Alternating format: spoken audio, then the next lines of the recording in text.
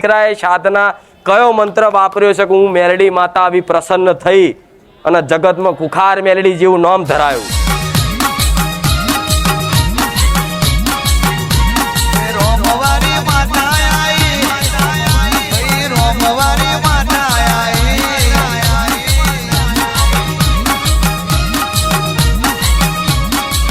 આ માતા પેલી માતા અમુક તો જ્યોતિષના હાથ બતાવીને થાક્યા. મંગળ નડ્યો, બુધ નડ્યો, ગુરુ નડ્યો, શનિ નડ્યો, એ કરીને થાક્યા. કંઈ ફળ ના મળ્યું એટલે ભૂવા કર્યા. ભૂવા કરીને થાક્યા, કંઈ ફળ ના મળ્યું એટલે જાત જાતના મંત્રો તંત્રો વાપરવા મળ્યા. તારે બધું ચાલે જ છે જમાના, ઓનલાઈન શીખવાડે. આ મંત્ર બોલો તો આકસ્મિક ધન લાભ થાય, તો પાછા એ મંત્ર બેઠા બેઠા વાંચો છો ને? મંત્ર તો આવડતો ના, લાવો ટ્રાય તો મારીએ, આવી જાય. ઠીક છે, જય માતાજી. હા, શું ખોટું? પણ ખરેખરમાં જો એક મંત્ર આલું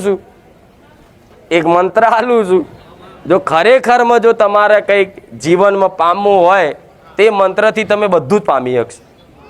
એ મંત્ર જો તમારા પૂરતો રાખવાનો, જે તે ઈચ્છા કરો એ બધી પૂરી થાય. તમારે પૈસા જોઈએ તો પૈસા આવશે, ઘર જોઈએ તો ઘરે આવશે, પણ શું માગવાનું એ કહીશ. આલુ મંત્ર એક, કોઈને કહેવાનું નહીં તો નકના રહસ્ય બહાર પડી જાય પાછું. મારા દીકરાએ જે મંત્ર વાપર્યા, અમુક નહીં કહેતા આ તો ભાઈ કઈ મંત્ર તંત્ર છે કેવો તો જ આવું કામ થાય. હું માતા કહું છું, હા મંત્ર છે, જાહેરમાં આલું છું. તાકાત હોય વાપરો, લઈ જુઓ મંત્ર, ઉચ્ચારણ કરી જુઓ. આ શું ખોટું? કંઈક ભૂવાઓ આવું એકબીજા વાતો કરે, આ તો ભાઈ સાધના વાળું છે. એટલે જ કે આમ રસ્તા બતાવો છે, ઘેર પહોંચી જાય છે. અહીં બેઠા બેઠા કે આખું લોકેશન હાલે છે, એટલે કે આ કાનમાં વાતો કરવા વાળું છે. કે ચોકથી સાધીને લાયા છે. કોઈ તો કે એક દાડો ગદા પકડી હતી ને મેં, માતાએ એક ભાવી કે આલી હતી ગદા, કે લો માતાજી આ ગદા, ભાવથી લઈ લીધી ગદા, અને ગદા પકડી રાખી મેં તો ઘડી. તો કે હનુમાનજી સાથેલા છે, કે રામનું નામ બહુ લે છે ને, કે એટલે જ તે મેરડી માતાનું નામ દે, પણ આ હનુમાનજીની સાધના કરી ક્યાં, એટલે પાછી ગદાય મિલ દીધી. લે ભાઈ આ ચુંદડી નહીં બોતતી તો જોવા વાળા ચુંદડીમાં કંઈક જોવો હશે કે આ ચુંદડીમાં કંઈક છે, આ ચુંદડીમાં કંઈક સાધના છે. આ બોધી ના હોય એટલે જો ચુંદડી હશે તો હું બોલશે, ચુંદડી નહીં હોય ને તો નહીં બોલે. લો ચુંદડી કાઢ નાખું.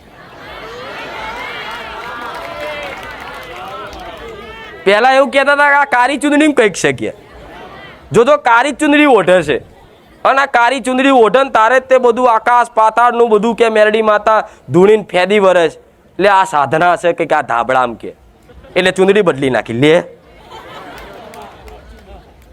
એટલે આ જગતમાં હું મેલડી એ છું કે મને કોઈ ના ઓળખી શકે.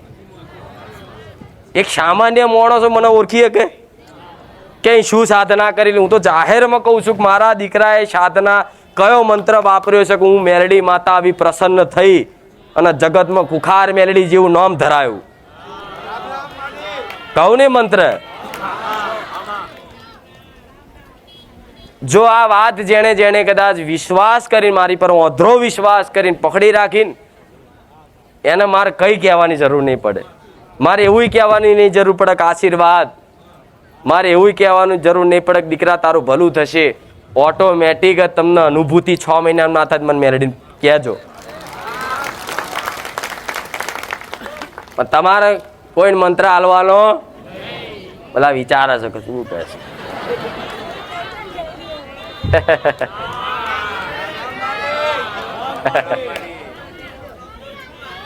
જાહેરમાં કહું છું, માતાજીના દીકરાએ જેવી તપસ્યા કરીએ છીએ. વિચાર થાય છે કે મારી ધન છે તારા દીકરાને, તારા દીકરાની ભક્તિને આવું કહો છો ને તમે. જેવી એને તપસ્યા કરીએ છીએ કે તમારા જેવી માં મળી. થાય છે ને બધાને વિચાર. કોઈ આવી ગુપ્ત રહસ્ય કોઈ બતાવે? હું જાહેરમાં કહું છું કે મારા દીકરાએ કોઈ એવા તપ નહીં કર્યા, કે અમે એક ધારી બેહીન 25 દાડા મહિના સુધી ભૂખે તરસ્યો એક ધારી બેહીન મને પ્રગટ કરી.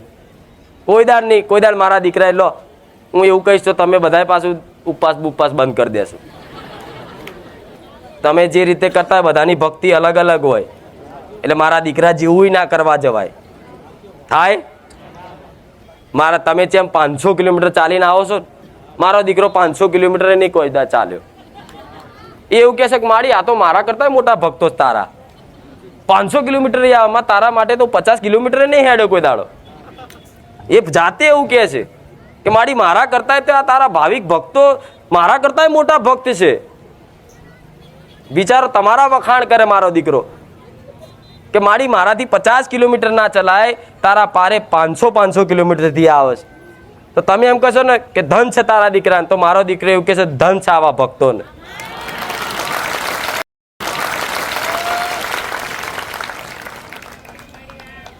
કોઈ દાડ મારા દીકરાએ 500 કિલોમીટરની યાત્રા કરી, કોઈ દાડ આવી તપસ્યા કરી, કોઈ દાડ આવી કોઈ ધ્યાન સાધના કરી, એને 24 કલાક ખાલી રામ રામ ને રામ નામ, કઈ જેવું તેવું નામ.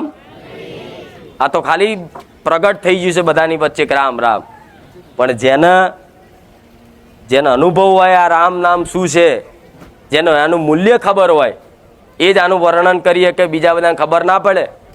બીજા ભુવાને એમ કહો તમે બહાર જ્યાં જતા શું કીધું, તો કે એવું કીધું કે રામનું નામ લેજો. તો ભુવો શું કે હોય એમ રામનું નામ લેવાથી સારું થતું હોય. અને આ પહેલાં કીધું હતું ને મેં કે ભંગારના વેપારીને ભંગારની કિંમત ખબર હોય, સોનીને સોનાની કિંમત ખબર હોય, અને ઝવેરીને હીરાની. હવે તું ભંગારનો વેપારી, તને ભંગારની જ કિંમત ખબર હોય, હીરાની ખબર પડે? એ તો જે ઝવેરી બન્યું હોય, જેને નોલેજ હોય, જેને જ્ઞાન હોય, એને ખબર પડે હીરો પારખીએ કે.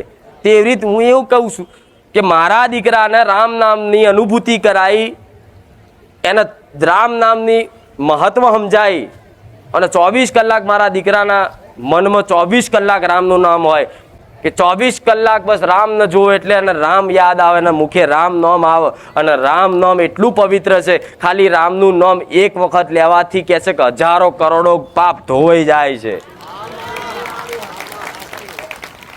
સત્ય છે કે મારી બોલી દીધું રામ રામ તો આનું ફળ મળશે. આ બોલો છે ને રામ મારી રામ, તો મારું એક વાર નામ દોશો, મારા રોમનું કેટલી વાર દોશો? રામ માડી. તો બે બાજુ છે ને, મારી આજુબાજુ શું છે? બસ આ રામ નામને પકડી રાખો. તમને ભાવ ના જાગે ને તો પરાણે લો, કંટાળો આવે ને તોય લો. અમુક તે કે મારી અમારે તો નામ લેવું છે પણ આળસ ચડે, કંટાળો આવે, મન નહીં લાગતું. મન ના લાગે ને તો પરાણે લગાડો, મન પ્રાર્થના કરો માં મન નહીં લાગતું તું આશીર્વાદ આલ, માનતા રાખો માં રામ નામમાં મારું મન લગાય.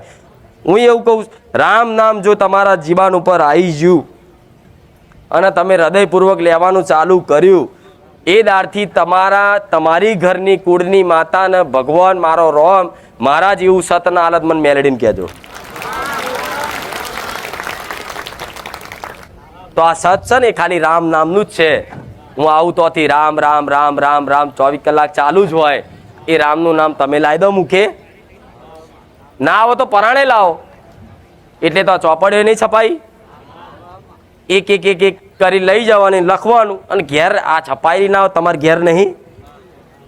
પેલા ગણપતિ દાદાનું નામ લખું છો બતાવું, પેલા શ્રી ગણેશાય નમઃ એવું વચ્ચે લખવાનું, પછી મને માનતા લખવાનું શ્રી બહુચર